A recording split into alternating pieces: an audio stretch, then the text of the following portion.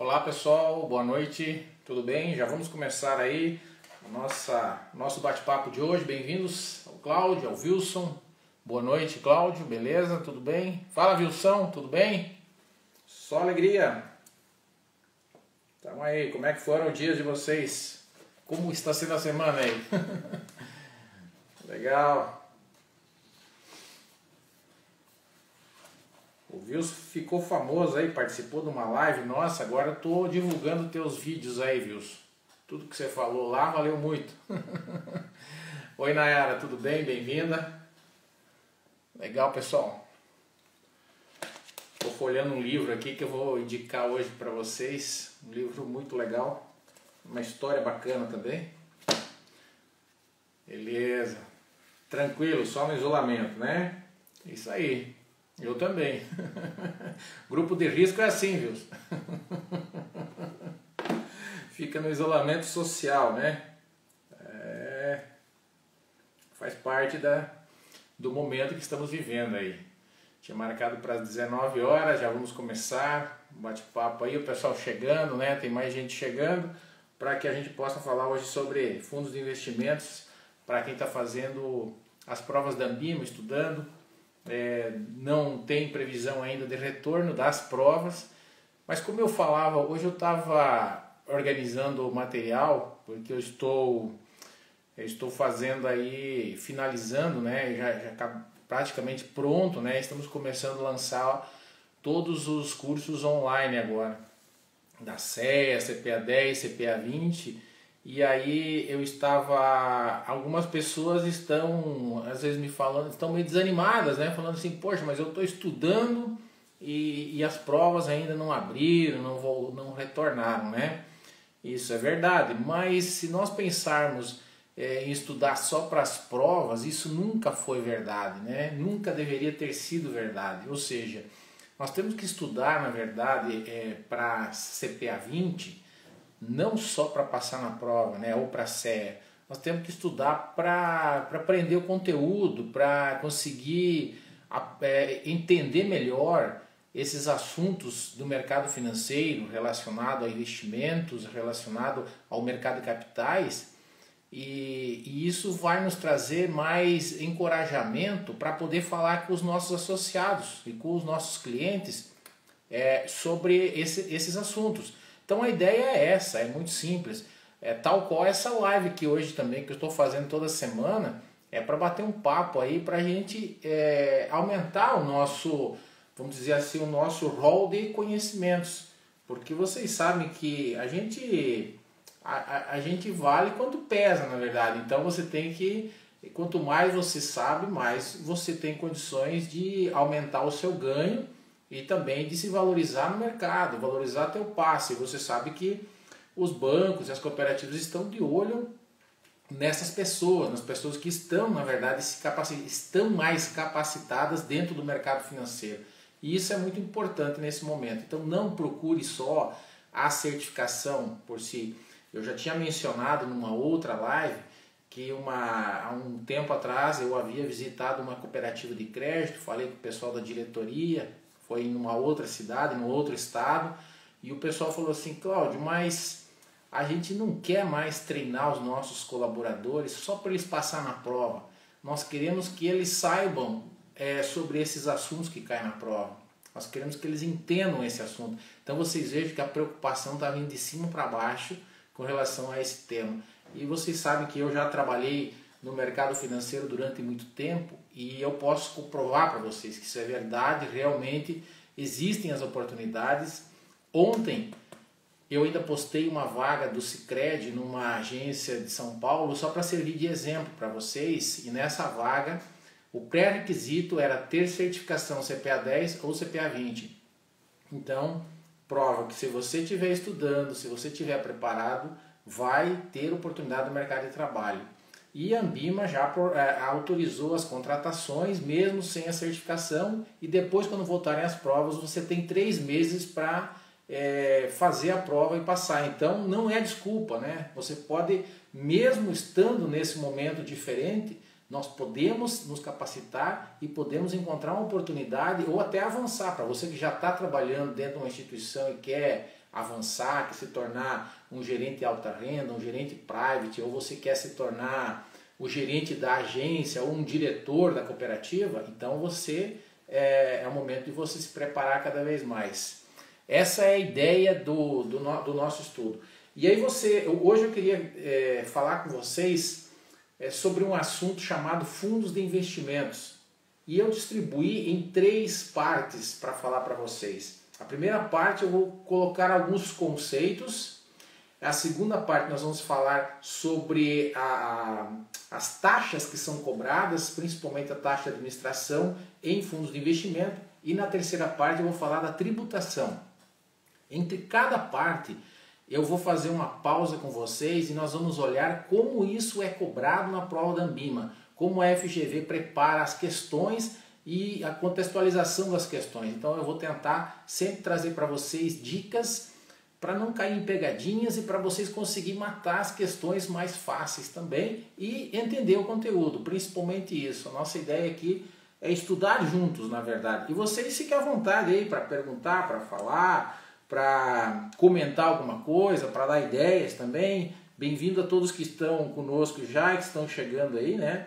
E aí cada vez mais compartilhem, né, essa live com os seus amigos, comentem, porque eu sei que tem bastante live, tem vários assuntos, mas aqui na nossa região, no nosso estado, tem pouca gente fazendo live desse assunto, dessa matéria, né? Então aproveitem aí, a gente está disponibilizando esse material gratuito para vocês, tanto nesse formato, como no meu site também. Vá lá no site www.professorclaudio.net.br. se você gosta de fazer simulados, por exemplo. Tem mais de 1000 questões de simulados da CPA 10, CPA 20, da CEA para você fazer.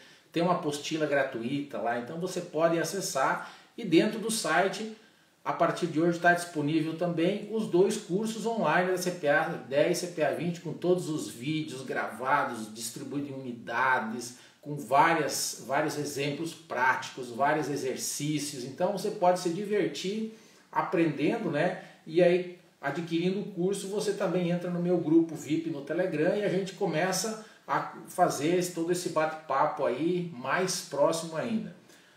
Bem, vamos lá.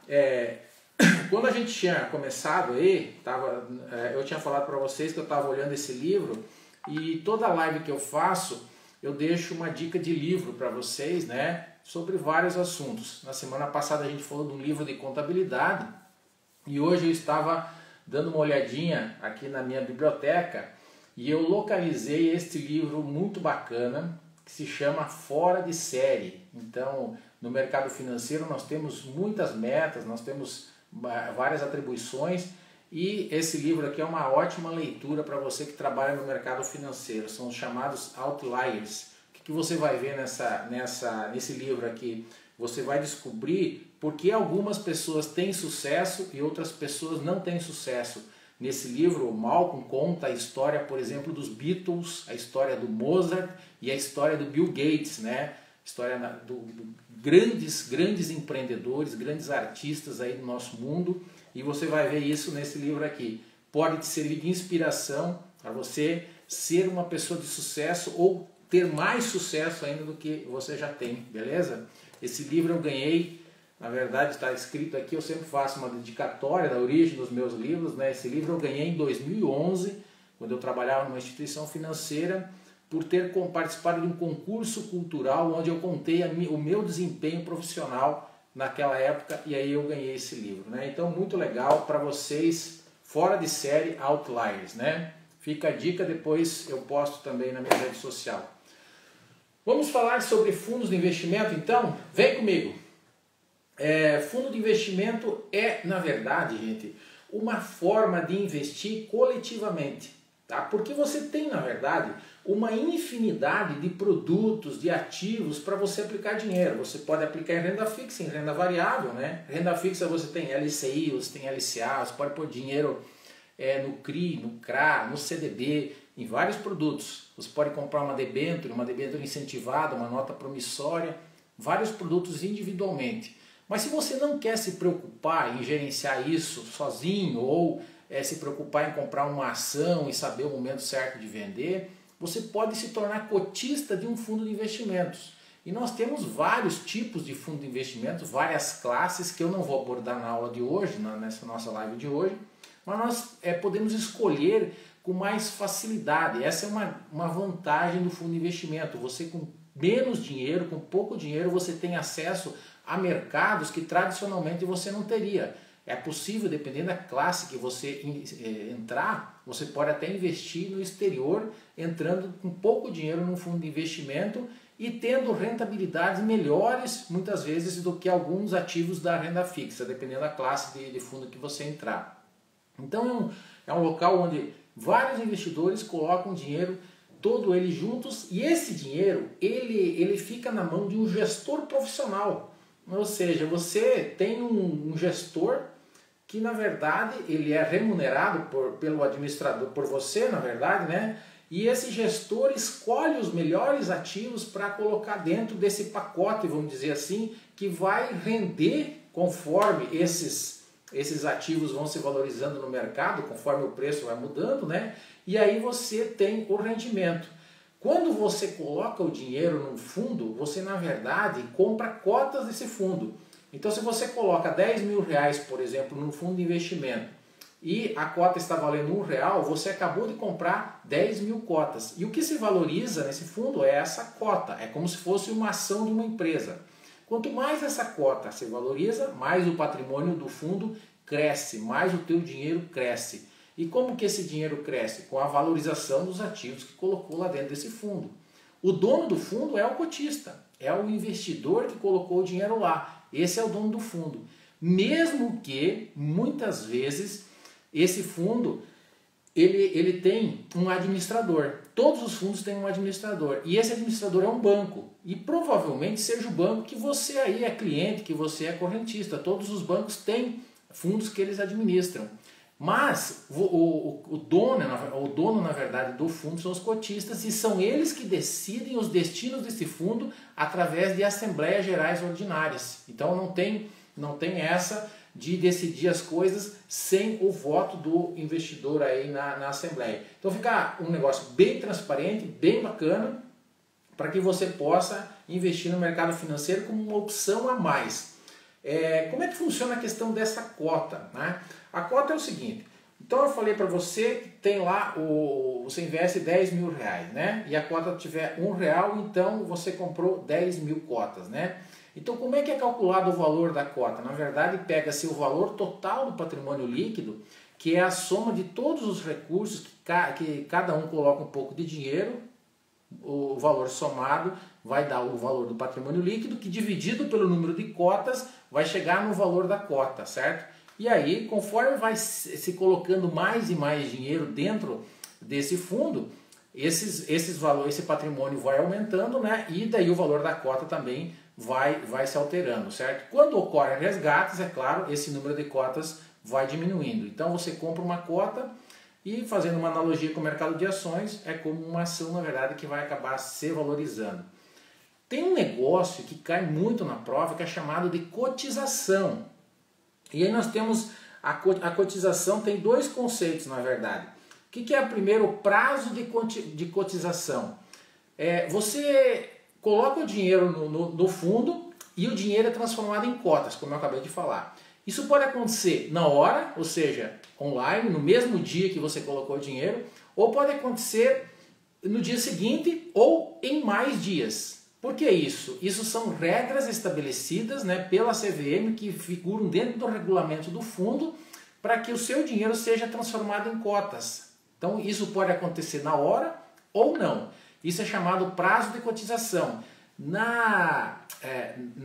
Vamos dizer assim, no linguajar do mercado financeiro aparece D+1, por exemplo. Aparece o D, que significa D de dia, e o 1 significa um dia. Se aparecer prazo de cotização no teu fundo de investimento, que você olha na lâmina lá, D+1, significa que o teu dinheiro vai ser transformado em cotas só no dia seguinte ao da aplicação. Ou seja, você não sabe na hora que você aplicou o dinheiro quantas cotas você comprou. Então você tem que esperar um dia. Se tiver lá D+3, vai ser no terceiro dia, tá? E isso pode ir longe, tá? Isso pode ir aí de 60, de 30, de 90, tá? E esse é só o prazo de cotização.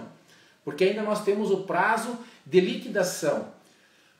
Isso porque o prazo de cotização acontece quando o investidor coloca o dinheiro no fundo de investimento. E o prazo de liquidação acontece quando o investidor pede para sair, né? Ele pede o resgate do dinheiro. Então, nesse momento, também pode ser que o resgate não aconteça em D0. Tá? Pode ser que aconteça em D30, por exemplo. Daí, nós vamos ter um prazo de resgate, o prazo de resgate vai ser a soma do prazo de liquidação mais o prazo de cotização. Então, você vai ter que, vamos supor, um exemplo. Se o prazo de cotização é D+1, ou seja, a cota é transformada, né, o teu dinheiro é transformado em cotas no dia seguinte, D+1. E o prazo de liquidação é D+4, né, vamos supor que os dois sejam dias úteis, significa que você, na verdade, vai demorar 5 dias úteis para colocar a mão no dinheiro, porque essa cotização vale tanto para aplicação como para o resgate. Então vai dar 5 dias úteis, que é a soma dos dois, para você realmente ter o teu resgate do dinheiro creditado na tua conta corrente do banco, tá joia? Então isso é prazo de cotização e prazo de liquidação. Liquidação quer dizer, transformou a cota em dinheiro e agora o dinheiro vai cair na tua conta, certo? Então essas coisas são muito importantes e às vezes tem muita gente que investe o seu dinheiro e não sabe exatamente o que são fundos de investimentos. Então é muito importante, em outras oportunidades nós vamos falar sobre os documentos dos fundos de investimento, que são os mais importantes, são o regulamento, o formulário de informações complementares e a lâmina. É na lâmina que constam várias dessas informações relacionadas aí ao prazo de resgate, ao número de dias que demora para cotizar uma cota e assim por diante. Então, quanto mais a gente sabe sobre esses detalhes dos fundos de investimento, mais fácil fica falar para o nosso cliente, para o nosso associado, para reter ele na carteira, e também para oferecer novas oportunidades para os associados, para os clientes. Porque agora eles estão meio que pulando fora da renda fixa, está sobrando aí poucas opções na renda fixa. E aí muitos fundos de investimento podem ser uma boa alternativa, mas aí você tem que entender muito bem quais são as estratégias dos fundos também para não colocar o cliente num investimento que não seja compatível com o risco dele, porque você já aprendeu isso, né? Cada investidor tem um perfil de risco, seja ele conservador, mais moderado ou agressivo. Dependendo do perfil, você vai fazer a sugestão para que ele possa ficar tranquilo no investimento dele. Bem, voltando a falar então da questão dos fundos de investimento propriamente ditos, eles têm alguns participantes no mercado. Como eu já falei, o administrador é o responsável legal por esse fundo, que geralmente é o banco ali que faz essa administração. E aí, só que ele fica subordinado à assembleia, que é organizada aí pelos cotistas. Esse administrador contrata um gestor para fazer a compra e venda dos ativos que vão compor o fundo, para fazer essa gestão profissional do teu dinheiro. Você não precisa ficar dependendo aí de controlar todos os dias essa movimentação. Ainda tem a figura do custodiante, né, que é onde fica guardado, na verdade, as tuas cotas, o teu fundo, e o distribuidor são as agências bancárias que acabam distribuindo, que acabam vendendo as cotas para os clientes. E uma vez por ano tem que ter um auditor para ir lá e auditar todas essas demonstrações financeiras, porque um fundo, gente, é como se fosse uma empresa. Ele tem, na verdade, um CNPJ próprio, não é vinculado ao banco, né? Se o banco quebrar, inclusive, o fundo pode continuar tendo a sua vida normal, só troca de administrador através da assembleia. E aí, então é uma empresa à parte, né? E o gestor tem um CNPJ diferente do administrador, ainda para evitar o conflito de interesses entre a gestão de recursos próprios e a de recursos de terceiros. Então, é muito legal, muito transparente, né? Um negócio que funciona muito bem no mercado financeiro. Tivemos muitos resgates nesse mês, nesse ano agora, né? Em fundos, principalmente de renda fixa, por vários motivos, alguns porque perderam dinheiro, mesmo sendo de renda fixa, e outros porque estavam descontentes com o rendimento, porque a Selic baixou, porque a taxa de juros está muito baixa e tal, então há um descontentamento. Mas mesmo assim, é um vamos dizer assim, um dos lugares que tem mais dinheiro investido aí no Brasil nesse negócio, né? Além, claro, da velha poupança aí que também o brasileiro gosta muito. Como esse assunto inicial pode cair na prova? Que essa é a parte 1. Primeiro, eles podem perguntar na prova para você assim, qual é a base legal para fundos de investimento? Sempre que falar em base legal, nós estamos falando em condomínio, tá? Porque o fundo é muito parecido com um condomínio. Você que mora aí num apartamento, num prédio, você está acostumado com condomínio, é muito parecido, porque você tem um apartamento que é uma parte, como se fosse uma cota do todo, né? Então nesse prédio você tem lá um síndico que faz analogia com o administrador do fundo, certo? Então a analogia do fundo é com um condomínio, tá? E o condomínio nada mais é do que uma união de pessoas com o mesmo objetivo para investir o seu dinheiro, tá? Então a base legal do fundo de investimentos se chama condomínio. Outra pergunta que pode cair na prova, e aí vem com um outro conceito também, é qual é a diferença do fundo de investimento e do FIC. Talvez você já tenha visto na tua lâmina assim, ó, FIC, Fundo de Investimento em Cotas. Ou às vezes só aparece assim, FI, Fundo de Investimentos. Isso não é a mesma coisa. O fundo de investimentos, ele investe diretamente nos ativos. O gestor vai lá e compra CRI, compra LCI, compra CDB, vai comprando os produtos, títulos públicos e colocando dentro do fundo de investimentos. Já o FIC, ele compra cotas de outros fundos. Então é como se fosse um filhote do fundo de investimento. E ele tem que manter, no mínimo 95% do patrimônio líquido dele tem que ser de cotas de outro fundo. Então ele não pode sair comprando os ativos diretamente. Só os outros 5%, mas a grande maioria, os 95% do fundo, ele compra cotas de outros fundos, né? Vamos dizer assim que é um cara mais preguiçoso, né? Ele já pega o negócio pronto e vai comprando um pouquinho de cada um, né? Sempre respeitando o regulamento, respeitando a política de investimento, e aí ele compra a cota daquele fundo de mesma classe, né? Então, qual é a diferença entre um fundo de investimento e um fundo de investimento em cotas? O fundo de investimento compra o ativo diretamente, enquanto que o fundo de investimento em cotas compra cotas de outros fundos. Uma outra abordagem, boa noite pessoal que está chegando aí, obrigado, Larissa, Cristiane. Uma outra abordagem é como calcular o valor das cotas, né? Sempre cai essa pergunta na prova. Então a resposta é patrimônio líquido dividido pela quantidade de cotas. Não se preocupem, novamente vamos falar isso, com cálculo na prova. Não cai cálculo na prova, então você não precisa ter a calculadora, mas eles vão talvez pedir de forma escrita para você mencionar como que faz esse cálculo. Então é simples assim, patrimônio líquido dividido pela quantidade de cotas. Quantidade de cotas e não de cotistas, porque você quer saber qual é o valor da cota. Então você tem que dividir pela quantidade de cotas, porque às vezes um cotista pode ter mais de uma cota, que é o que geralmente acontece, né? Tá joia? Lembrando, pessoal que está chegando, fique à vontade para vocês poderem fazer perguntas. A Júlia está perguntando para mim repetir a comparação dos fundos. Vamos lá. Fundo de investimento. O fundo de investimento compra os ativos no mercado, como por exemplo títulos públicos ou CDBs ou debêntures. Fundo de investimento em cotas compra cotas de outros fundos que já são constituídos. Tá bom, Júlio? Essa é a principal diferença, tá joia? Obrigado pela pergunta. Outra abordagem na prova. O que tem mais liquidez, falando de cotização e já associando com os riscos, né? Porque sempre que a gente fala de investimentos, nós temos que lembrar da questão do risco-retorno. Então, falando de risco, os mais comuns nessas provas da Anbima, risco de liquidez, risco de mercado e risco de crédito. Quando a gente fala de cotização, como eu acabei de falar do D0, D+1, D+2, D+3, a gente está falando de liquidez.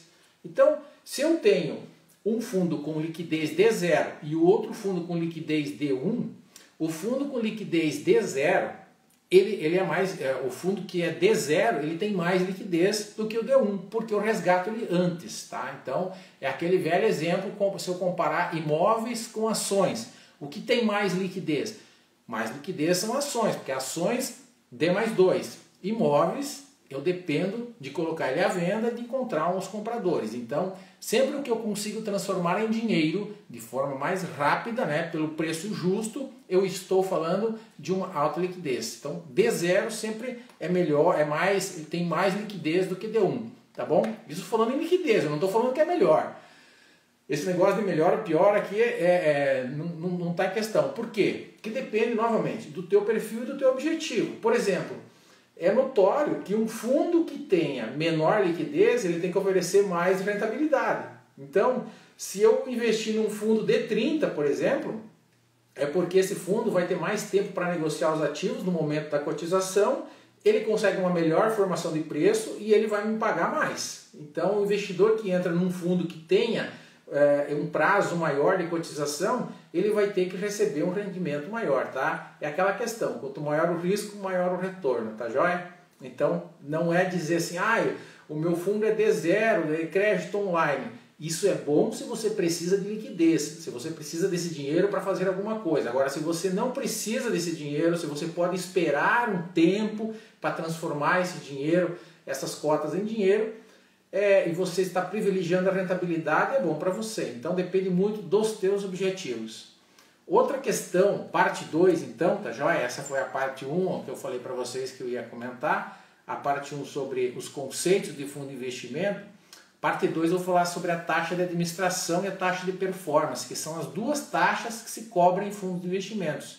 Então, como a gente tem o administrador, tem o gestor, o custodiante, o distribuidor, um monte de gente trabalhando para você, esse pessoal precisa ser remunerado. Nós temos despesas, como eu falei, é uma empresa, então tem lá a conta de água, luz, telefone, tem que mandar extrato, tem que mandar e-mail, tem que pagar secretário, tem que pagar advogado, tem que pagar o auditor. Então tem despesas esse fundo que precisam ser pagas, e para ser pagas essas despesas do fundo tem que reunir o dinheiro de algum lugar, tem que ter uma entrada, tem que ter uma receita. Essa receita se chama taxa de administração, né? O administrador então cobra um percentual. Não se preocupe para a prova com um percentual, porque esses percentuais eles são diferentes de fundos para fundos, né? Tem fundos que cobram 2%, tem fundo que cobra 0,5%, então depende de cada classe, depende de cada fundo. Fundos que dão mais trabalho, vamos dizer assim, cobram uma taxa maior. Geralmente esses fundos que dão mais trabalho, vamos falar entre aspas, são os fundos multimercados, os fundos de ações, porque tem bastante trocas, mas tem mais volatilidade, então eles dão mais trabalho e eles cobram mais.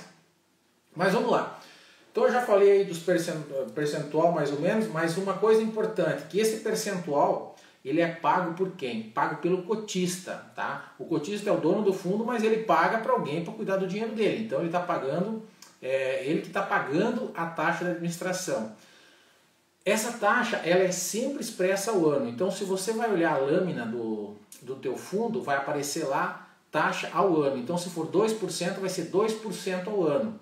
Só que um detalhe importante, tá? Essa taxa ela é descapitalizada ao dia e ela é deduzida todos os dias do valor da cota. Então todo dia o valor da cota diminui por conta da cobrança dessa taxa de administração, certo? Todo dia o valor da cota diminui. E não é a quantidade de cotas que diminui, é o valor da cota. E eu estou falando isso porque daqui a pouco eu vou falar sobre tributação e daí a gente vai ver que a quantidade de cotas diminui com a cobrança do imposto de renda, tá bom? Não com a cobrança da taxa de administração. Então se você olhar lá o valor da tua cota no teu extrato, nesse valor já está descontada a taxa de administração, tá? Ele aparece líquido da taxa de administração. E isso são perguntas que podem cair na tua prova. E um outro detalhe importante, uma outra dica muito legal é o seguinte: vamos supor, como aconteceu agora com essa pandemia, no mês de março, no mês de abril e até fevereiro, alguns fundos, né, ficaram com rendimento negativo. E aí, pode cobrar ou não pode cobrar a taxa de administração se o fundo não teve rendimento positivo, né? Veja bem, pode cobrar e vai cobrar, tá certo? Por quê? Porque o serviço foi feito, né? Não deu muito certo, mas o trabalho foi feito. E ele é cobrado sobre o que, esse percentual? Ele é calculado sobre o patrimônio líquido, certo? Então, mesmo não tendo rendido positivamente, mas existe um montante de dinheiro guardado lá naquele fundo e sobre esse montante vai ser cobrada a taxa de administração. Se esse dinheiro diminuiu, né, a taxa de administração também vai ser menor, no caso aí para o administrador do fundo, legal? Então a taxa de administração sempre é cobrada sobre o patrimônio líquido, tá? E a rentabilidade, como eu falei para vocês antes, quando tem rentabilidade, ela aparece líquida da taxa de administração mais bruta de impostos. Então, depois eu vou falar dos impostos, mas a taxa de administração é descontada, mas os impostos não. Então, aquele valor que você vê da cota, ainda não foram descontados os impostos, só a taxa de administração. Então, são coisas que podem cair. E a taxa de performance é uma outra taxa cobrada, tá? Então, a taxa de administração cobra todo dia. A taxa de performance só cobra semestralmente, não cobra de todos os fundos, né? Diferente da taxa de administração que todo fundo tem. Taxa de performance não cobra, não é todos os fundos que cobram, geralmente são os multimercados de ações, os de renda fixa nem cobram. E só cobra se, por exemplo, no último 6 meses, nos últimos 6 meses, no último semestre, o fundo performou acima do benchmark. Então essa é a ideia, se performou acima do benchmark. Nos 6 meses, tá? Não foi só um dia, 2 dias, 3 dias, não. Nos 6 meses. Vou citar um exemplo para vocês que eu separei aqui, né? Vamos supor que você investiu num fundo que cobra uma taxa de performance de 20%, só para efeito de exemplo. E vamos dizer que o benchmark do fundo seja o CDI. E que o CDI rendeu 10% e o teu fundo rendeu 15%. Ou seja, no semestre. O fundo rendeu 5% a mais do que o benchmark. Então, cabe a cobrança da taxa de performance. Muito bem, ele performou bem. Quanto que vai cobrar? Vai cobrar 20% sobre a diferença, 15 menos 10, né? O teu fundo rendeu 15 e o benchmark rendeu 10. Então vai cobrar 20% sobre os 5 que excedeu, tá joia? Isso é taxa de performance, cobrada semestralmente e é cobrado sobre o que exceder o benchmark, tá? Então não é cobrado aí sobre o patrimônio líquido e não é cobrado todos os dias como a taxa de administração. O que pode cair na prova ou quais são as perguntas possíveis na prova sobre esses assuntos de taxa de administração e taxa de performance? Primeira pergunta, a taxa de administração incide sobre o quê?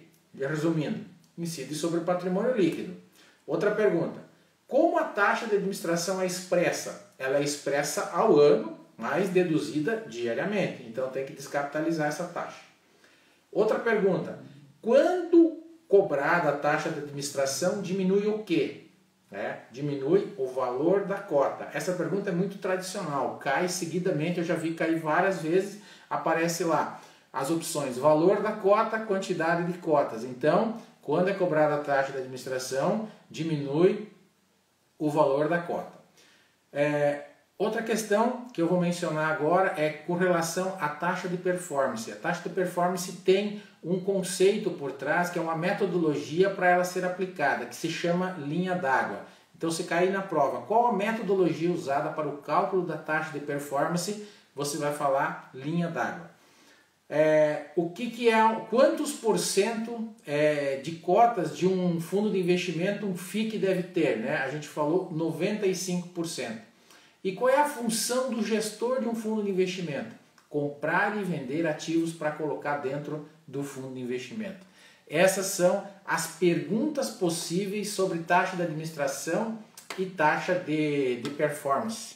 Deixa eu ver se eu tenho um slide aqui para compartilhar com vocês, vamos ver. Agora eu vou passar para o tópico 3, eu vou falar sobre tributação. Bem-vindo, Luciano, Fran, tudo bem? Eu vou falar sobre tributação em fundos de investimentos e aí deixa eu selecionar um quadrinho aqui, vamos ver se vai aparecer, se vai ficar legal. Olha aí, ó. Eu acho que dá para dar uma olhada, né? Então é o seguinte, olha, para nós falarmos de fundos, de tributação em fundos de investimento, esse é um assunto, essa semana, ou semana passada eu pedi no Instagram que assunto que o pessoal queria ouvir e disparado aí ganhou fundos de investimento e tributação em fundos de investimento. Então é um assunto que o pessoal demanda bastante para que a gente possa falar. E nesse sentido, nós temos que separar primeiro como que é cobrado os impostos, tá? Os dois impostos cobrados são o IOF e o imposto de renda. O IOF, ele só cobra se o investidor retirar o dinheiro antes de 30 dias. Então, senão não cobra IOF. Passou de 30 dias, zerou, né? Tá bom. Como é que é cobrado o imposto de renda? Bem, o imposto de renda é cobrado depois do IOF. Lembrando que nós temos 4 classes para efeito de cobrança de impostos. A classe curto prazo, longo prazo, ações e imobiliários, tá? Então, ações e imobiliários não tem IOF. Então, só tem IOF para fundos de curto prazo e de longo prazo. Curto prazo menor que 1 ano, longo prazo maior que 1 ano. Ok. Não tem, só que, como eu estou falando aqui para toda a galera que está aí estudando para CPA 10 e CPA 20 e CEA, na CPA 10 não cai fundos imobiliários, então você deleta essa parte aí e toca o barco, mas ela vale para as outras certificações. Então como é que é cobrado o imposto de renda? Bem, ele tem 2 formas de cobrança. A primeira forma de cobrança é o chamado come-cotas. O que é o come-cotas? Ele é cobrado um percentual em maio e novembro, certo? A cada 6 meses é cobrado um percentual sobre o rendimento desse período, e esse percentual ele é de 20% para os fundos de curto prazo e 15% para os fundos de longo prazo. Como eu falei, ações e imobiliários não tem IOF e também não tem come-cotas. Então, fundos de ações não tem come-cotas. Ah, Cláudio, mas o fundo ele já nasce com essa classificação? Sim.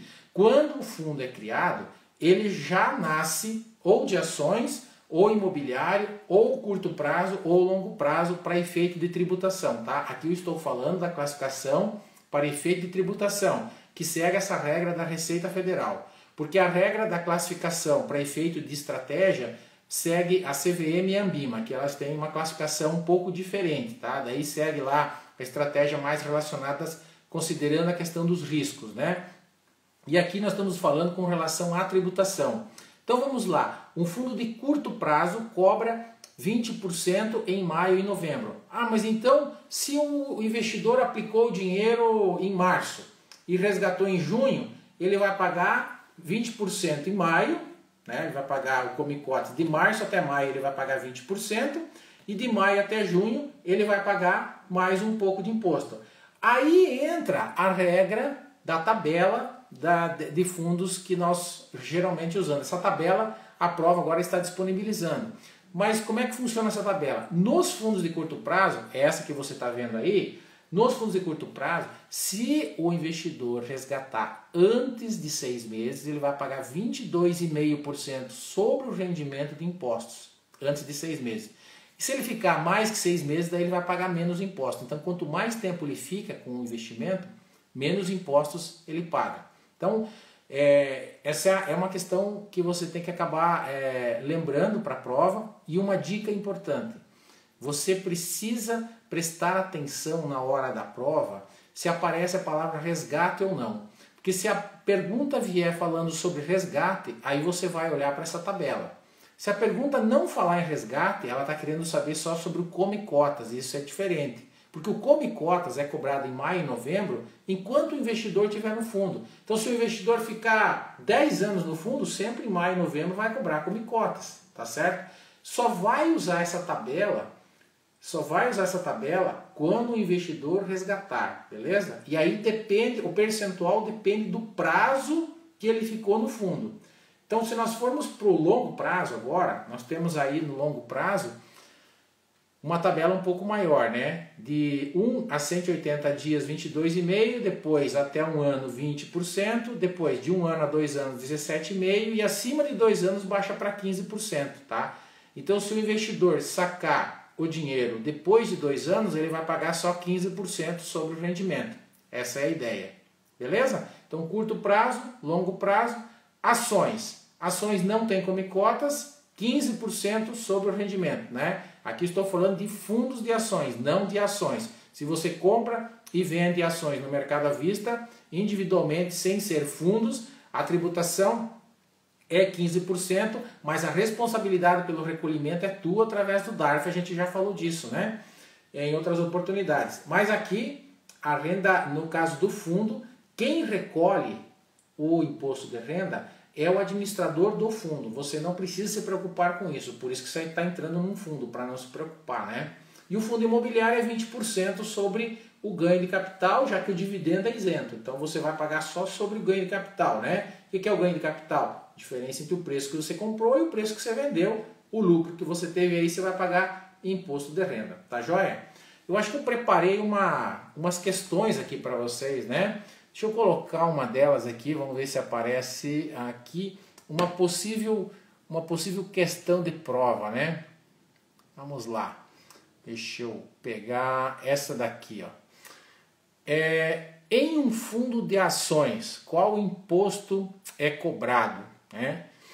Então vamos lá. Vou aguardar um minutinho aí, tá bom? Enquanto isso eu tomo uma água aqui. Vou aguardar um minutinho. Quem tá aí poderia responder para mim. Não tem problema aí se não tiver certo, mas a gente já corrige juntos aí, né? Isso seria legal. Para nós ver aí se vocês estão antenados comigo, né? Então, em um fundo de ações, qual o imposto é cobrado?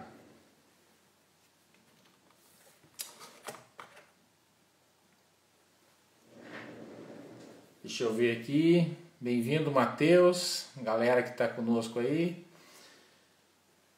Não deu coragem ninguém de responder ainda, né? Às vezes acontece isso, né? Deixa eu ver. Vamos lá então. Fundo de ações, qual é a regra? A regra é 15%, né?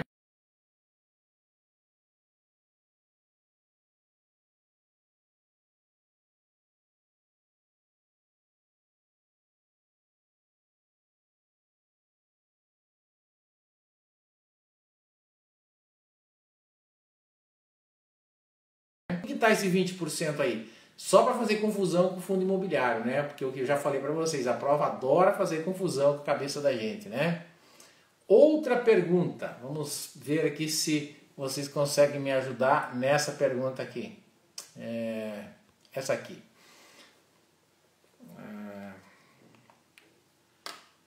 Um fundo de ações possui menos de 67% em ações, que fica aplicado por 20 dias. Cobra quais impostos, respectivamente? Então vocês sabem que para um fundo ser de ações, ele tem que ter um percentual mínimo de ações, senão não seria, né? Beleza? O pessoal disse que está travando aí, voltou? Voltou, né? Obrigado, Cláudio.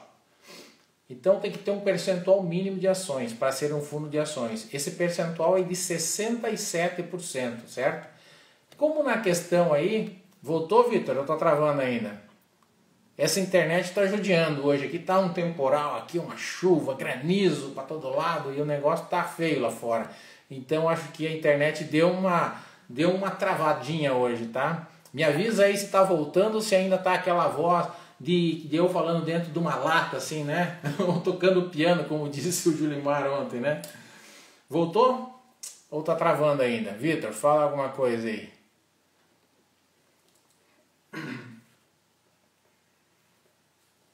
E aí, nesse caso, como tem menos de 67%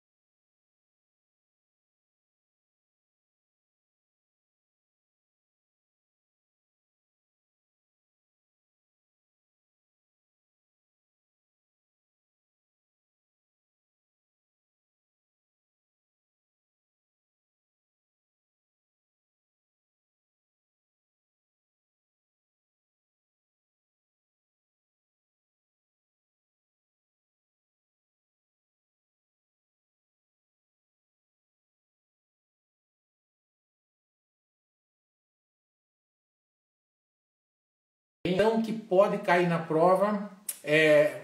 Para outra questão, travou um pouquinho, né, Júlio? Pois é, falei, a internet está Tá ruim hoje a internet aqui. E aí, mas nós já estamos partindo aí para os finalmente, né? Então nós temos aqui uma... Tá ok agora, né? Ok. E aí nós temos mais uma pergunta, galera. Olha só. Então, essa questão da tributação, né? Um investidor efetuou o resgate do seu fundo de investimentos de curto prazo, né? Curto prazo. Continua travando, Fran? Hoje estamos com chuva forte aqui, então...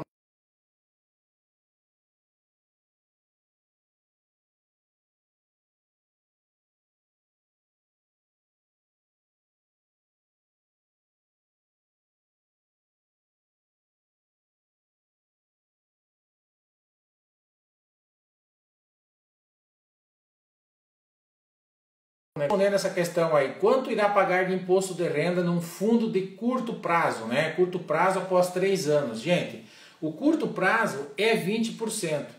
A resposta da outra, Julie, resposta da outra foi letra D. Da outra questão, letra D.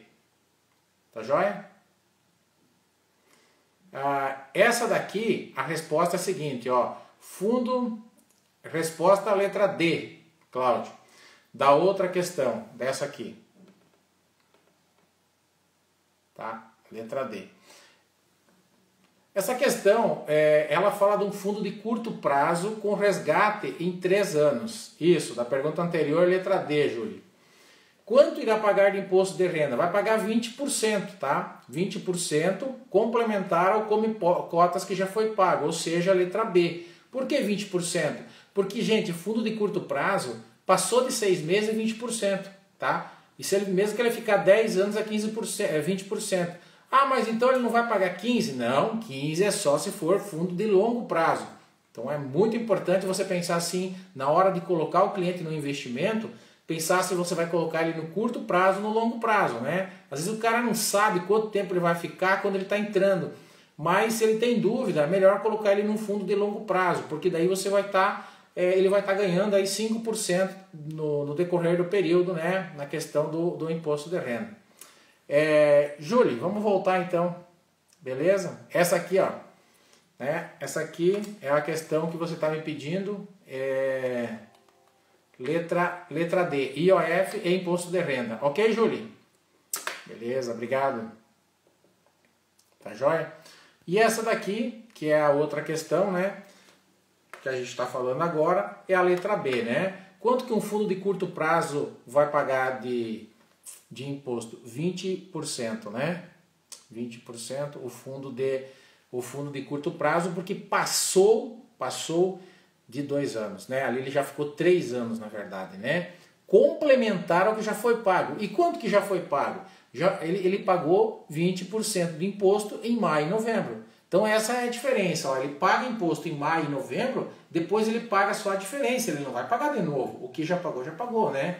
Esse come cotas é como se fosse um dedo duro, na verdade, né? Ele vai antecipando a cobrança aí, para no final ficar só a diferença, né? Então você vai pagar só a diferença, dependendo do mês do ano que você saca, em relação à última cobrança, tá certo? Beleza? Se o percentual não for o mesmo, daí vai ter que cobrar um pouquinho a diferença também, vai cobrar um pouquinho mais talvez, né? A última questão, né, que eu trago para vocês é essa aqui, ó. Presta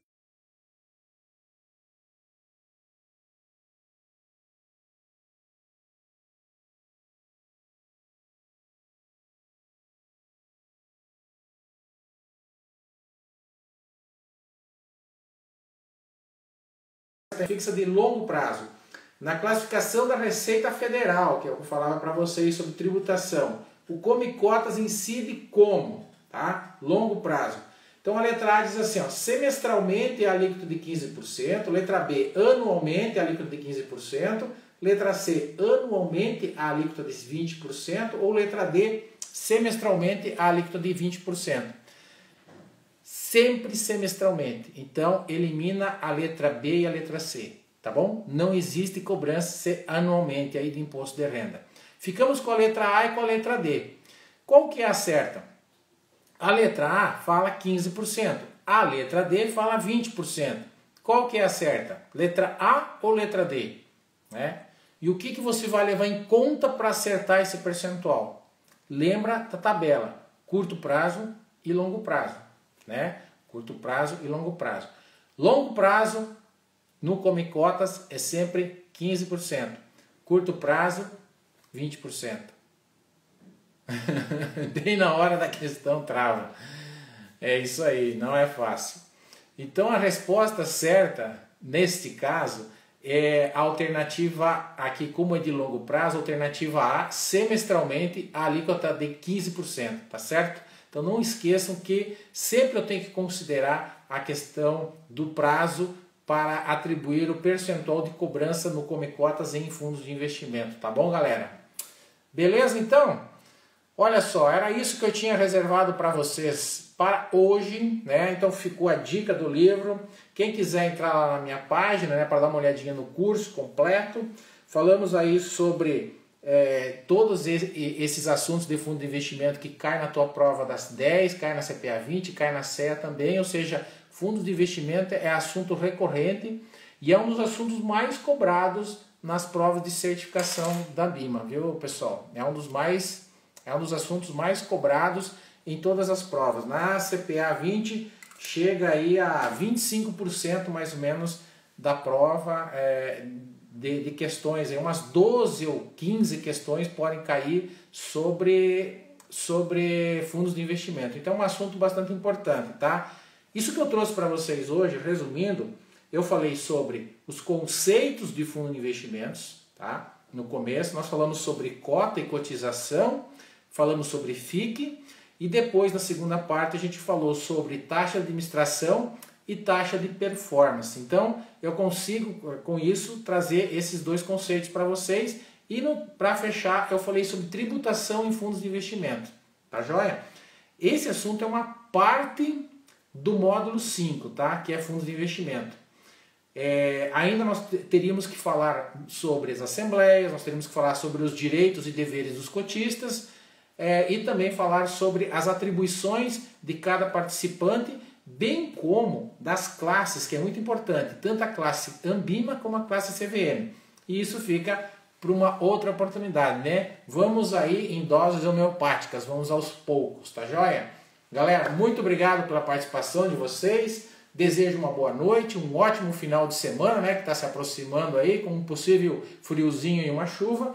E até a próxima live, na próxima quinta-feira. Um grande abraço aí. Estamos tocando com as aulas online aí, ainda não dá para fazer aula presencial, mas estamos fazendo cursos online, tanto de CPA 10, como de CPA 20, como de CEA, tá bom? Me acompanhem, me sigam aí. Obrigado, boa noite a todos, um grande abraço. Tchau, tchau.